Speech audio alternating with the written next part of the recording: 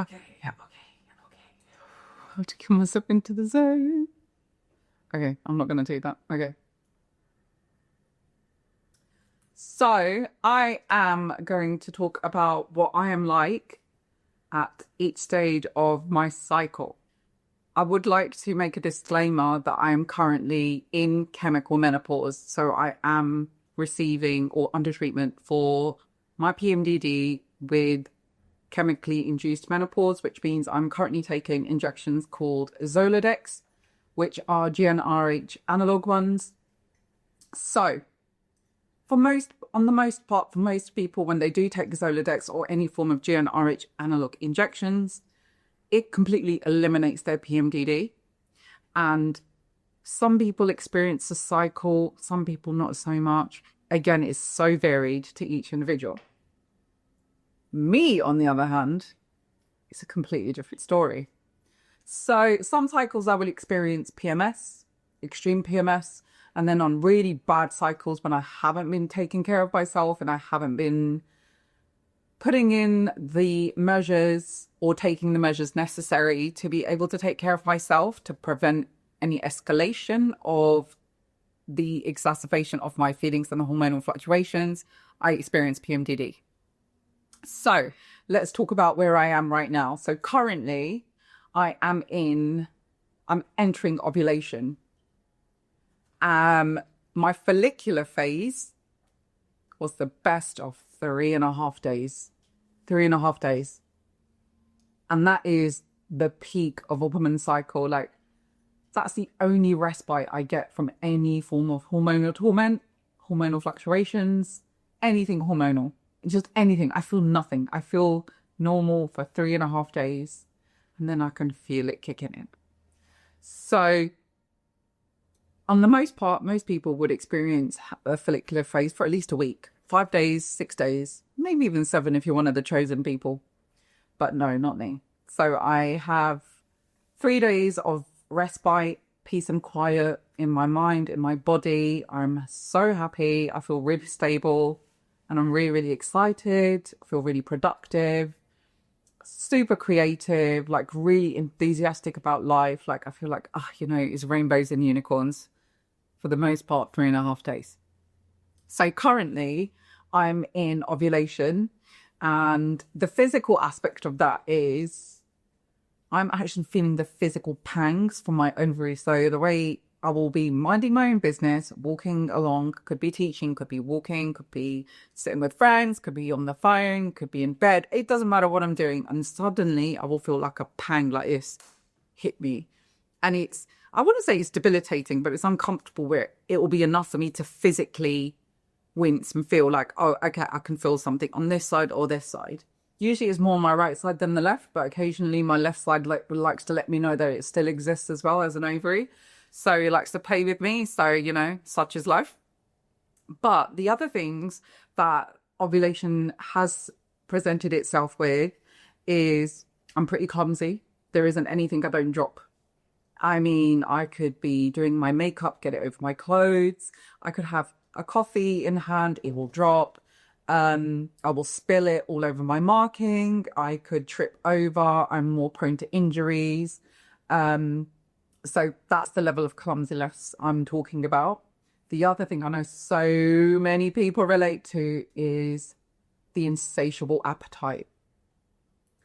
Girls, you know what I'm talking about. Ladies, you know what I am talking about. When that hunger kicks in, it is like you can eat for days and it still doesn't satisfy that hunger. And that's the insatiable appetite I'm talking about. And I experienced it slightly today. Because another caveat is I'm currently on GLP in weight loss injections, which is Mounjaro.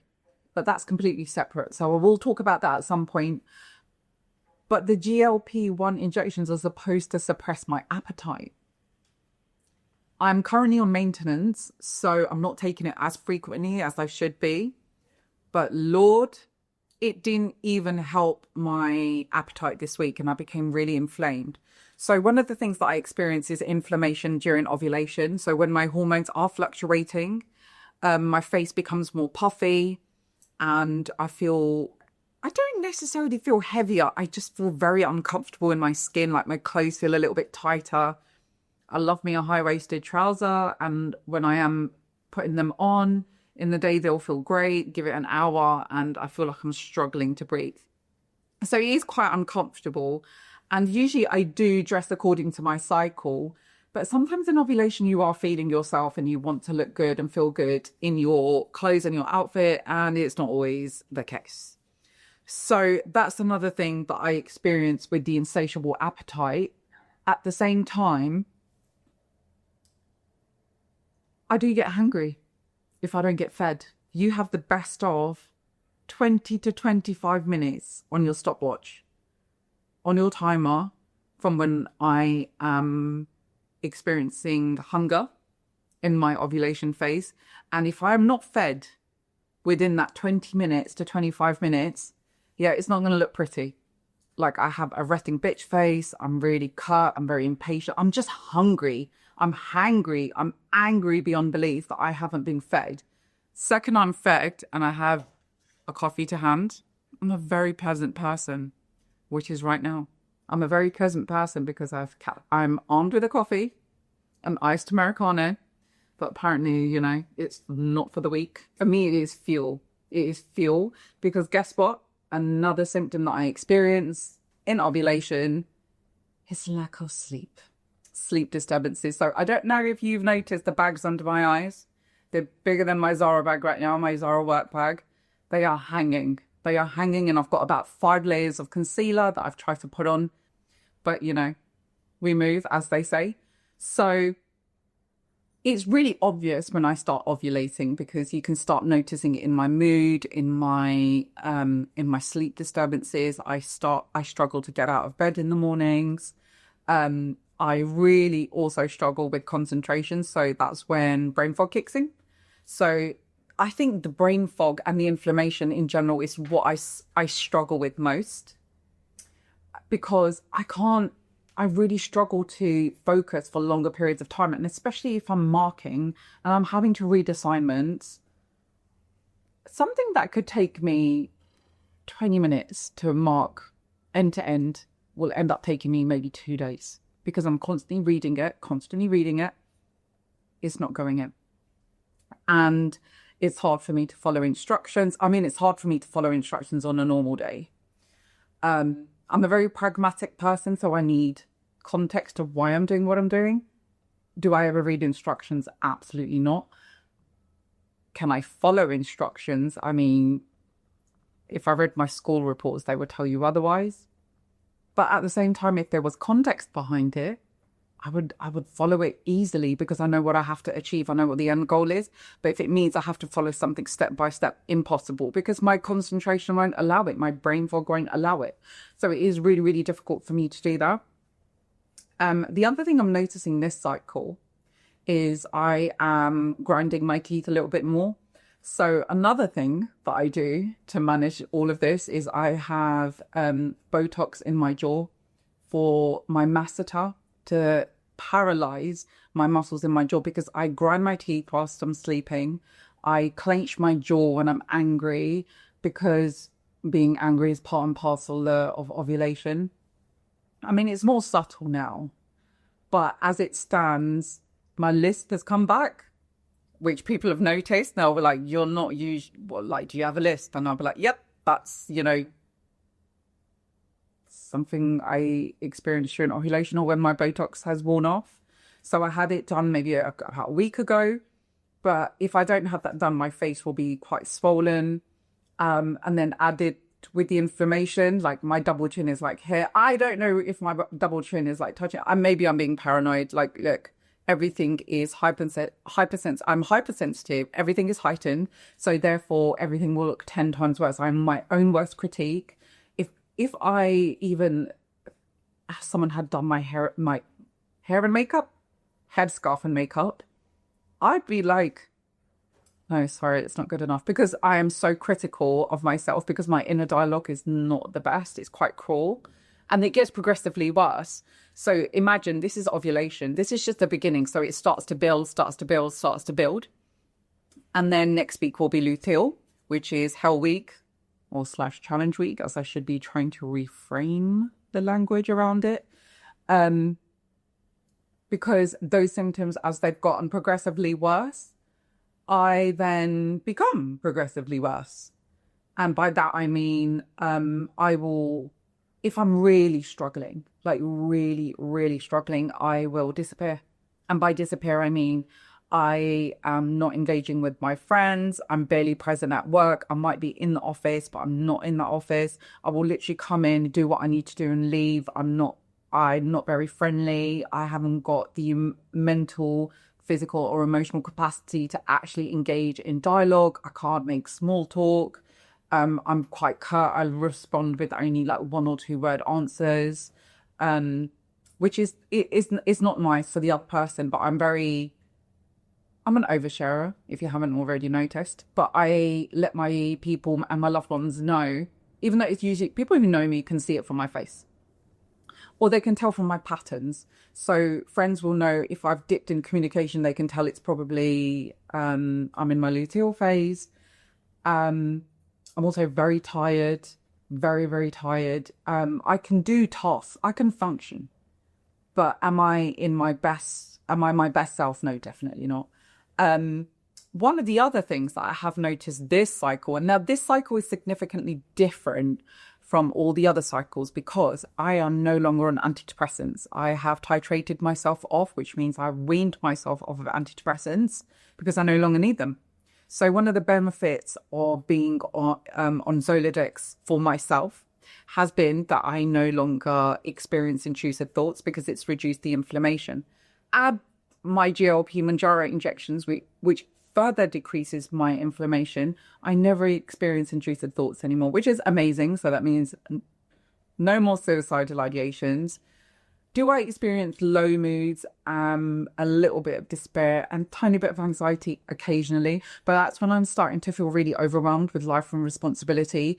If I have like credit card bills that are looming, if I've got bills to pay, if I have a parking fine or a ticket I need to pay, because I forget when you're in your ovulation phase, when your brain fog is getting worse, you forget. So unless I don't put a reminder on my phone, or I put an alert on my phone in a week's time for me to do that. Like classic example, my credit card bill was due on the 7th.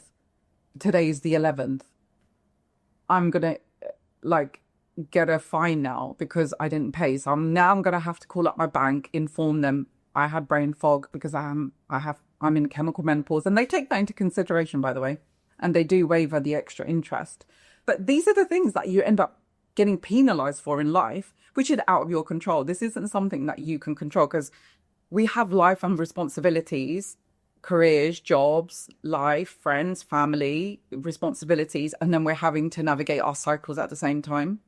So this stage it can be quite crucial, and this is still quite a lighter version of PMS maybe, because when I had PMDD, I could not function. There was just no functionality to me. I was existing. At least now with ovulation, even next week, I know I can carry on going to work. I can carry on living a life a little bit. I might decide to take a weekend of non-contact as a part of my self-preservation to be able to regroup, rest, rest, catch up on the sleep I didn't have, catch up on sleep I probably need even more, eat the food that I need to eat, nourish myself, basically. That's what I'm doing. And I think that's a really important part as well to manage your luteal phase. So I'm stuttering. It's not my style or my nature to stutter, but usually when ovulation and luteal starts, I start stuttering, I'll have memory loss, I'll forget my words. I'm just a bit of a hot mess, to be honest. But I think I've embraced it. I've definitely embraced it. It's part of my personality. I'm not apologetic. I am authentically myself. And I think it helps other women also embrace this side of them, because I don't hold back. Sometimes when I am teaching and I stutter, you know, it's mortifying. I've got like 50 plus people in the room and I'm stuttering. And I'm like, oh my God, why am I stuttering? That's one aspect. And then when I lose my train of thought because I've got memory loss, I will actually ask people in the room, I'll be like, brain fog, guys, can you remind me what I was saying? And then make a light-hearted joke out of it. And they'll be like, oh, you said this and then this. And I'll be like, all right, thank you for your help. And then I continue. So I try my best not to take life so seriously when these things are happening to me. But I think I can laugh about it now. I am laughing about it now because I'm caffeinated and I have food in my stomach. But if I didn't have either or, I would have an absolute resting bitch face. I probably wouldn't be able to articulate myself, let alone explain the stages of the cycle that I experience. And finally, menstrual, which is the week of my period. First day when the period starts, do not disturb. Do not disturb. I just want to be left alone. And the few days leading up to it, I do have a breakout bleed. So I can tell it's coming, or I'll experience this really debilitating cramp, which is a very telling sign. I'll be like, okay, I'm going to come on my period in a few days. And then what I'll do is I'll keep my schedule fairly light. I like to keep my schedule very light during luteal anyway. So from luteal leading up to menstrual, when I come on my period, I have quite an easy schedule, or an easier one. And if I don't, it has grave consequences, which is things like panic attacks, intrusive thoughts, and sometimes I just become really overwhelmed and I cry uncontrollably. Can I see myself crying? No. Do I feel like last cycle, did I want to cry? Yes. But that's because I had a very busy teaching schedule and a teaching month. So I was teaching like 3 times a week. And that's a lot of interaction with people, and that takes energy. And then that just exacerbates and adds to the symptoms that you're experiencing within a cycle. So it isn't fun. Now, back to my point, because see, I lost my point about antidepressants and the intrusive thoughts. I don't have intrusive thoughts, but what I'm experiencing is paranoia. Now, I never experienced paranoia before, by the way. So what does that look like? So my paranoia would be like, why did so-and-so say that to me? What do they mean by that? Why are they saying that? Or I don't like that person's tone. I don't know why they think they can say that or talk to me in that way. Like I've become a lot more defensive. There was a meme that I saw on Instagram the other day, and honestly, I was absolutely howling. And it said, I need to find it. Again, see, I have written it down. No, I can't find it. Giving away free samples of my attitude today. And I was like, the accuracy. Because I have attitude for days. And if you want it for free, DM me, because I can pass it on. I've got so much of it, it's endless. I get called sass mouth. I get called gobby. I answer back. I can be defensive, but equally at the same time, if you do say something to me and I have a trust, like I have a good relationship with you, I don't mind it. I don't mind being humbled. I don't mind being corrected. I think it's just the way you approach me. I don't know if that's the Aries in me or if that's just me during like Hell Week or luteal phase. But I just felt it's part of my personality now and I've just embraced it. So as I then do enter menstrual cycle, as a menstrual phase or menstrual cycle, what will happen is all of these symptoms that I've been experiencing for about 2.5, maybe 3 weeks, they start to dissipate. They disappear. All these symptoms start to alleviate. I can feel the brain fog lifting. I can feel so much more clearer in my mind, in my body, in my thoughts. I can articulate myself a lot better about what I'm thinking and feeling. I'm not paranoid. I'm not feeling overwhelmed. And by the way, I do experience period cramps. That's nothing for me. Period cramps, I can manage those. That pain, no problem. I can get it done. It's my mind that I can't manage. That's what I struggle with. So when all of that starts to lift, then I become happier. I'm so much more comfortable in my skin. I'm more positive. I'm more upbeat. I'm more enthusiastic about life. I get a bit too enthusiastic and I start planning things. Oh, well, I'll meet so-and-so. I'm going to go here. I'm going to go do this. Like I become verily